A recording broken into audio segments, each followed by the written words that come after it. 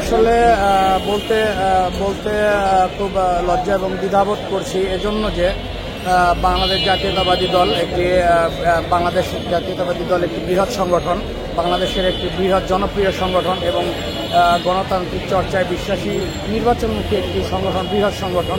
এই বৃহৎ সংগঠন হওয়ার সুবাদে এ দলে নেতাকর্মী, প্রচুর নেতাকর্মী রয়েছে, অসংখ্য নেতাকর্মী রয়েছে।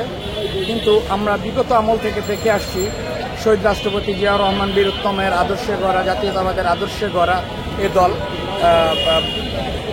সবসময় ত্যাগী নেতাকর্মীদেরকে মূল্যায়ন করে আসছেন। শহীদ রাষ্ট্রপতি জিয়াউর রহমান বীর উত্তম একটি কথা বলতেন, সেই প্রকৃত কর্মী যে দুঃসময়ে পালিয়ে যায় না এবং সুসময়ে চরিত্র হারায় না।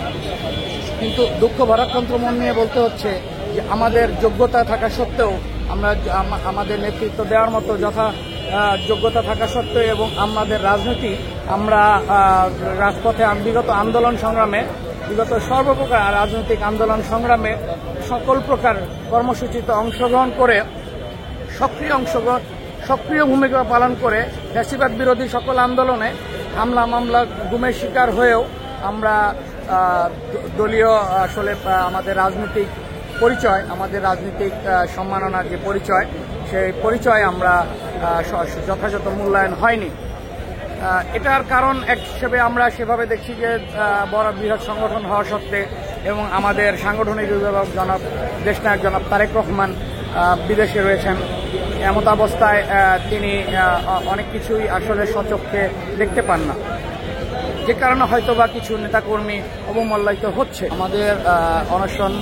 আমাদের আসলে এই অনশন পূর্ব নির্ধারিত। আমরা এই অনশনের ডাক দিয়েছিলাম গত বছর যখন 18 মাস, গত বছর যখন মার্চ মাসে তড়িঘড়ি করে যখন রাকিব নাসির কমিটি যখন দেয়া হয়, তারপরে জুন মাসে হচ্ছে আপনার এই কমিটিতে 260 সদস্য বিশিষ্ট একটি আংশিক পূর্ণাঙ্গ কমিটি করা হয়।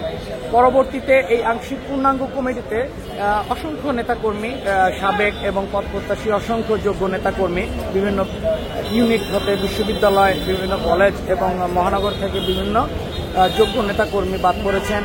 আমরা এ বিষয়ে আমরা আমাদের সংগঠনের সভাপতি, বাংলাদেশ জাতীয়তাবাদী দলের সম্মানিত সভাপতি জনাব রাকিবুল ইসলাম রাকিব সঙ্গে যোগাযোগ করার পর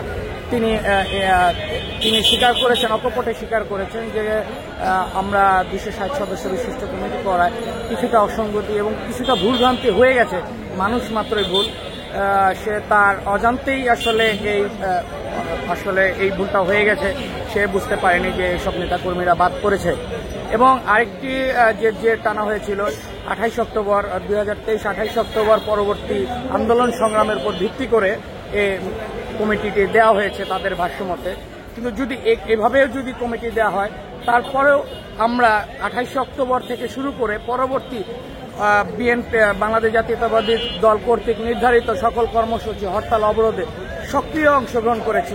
প্রতিটা মিছিল মিটিংয়ে আমরা এবং কাজের মধ্যে আমরা সক্রিয় অংশগ্রহণ করেছি। সক্রিয় অংশগ্রহণ করার পরেও আমাদেরকে কমিটিতে রাখা হয়নি।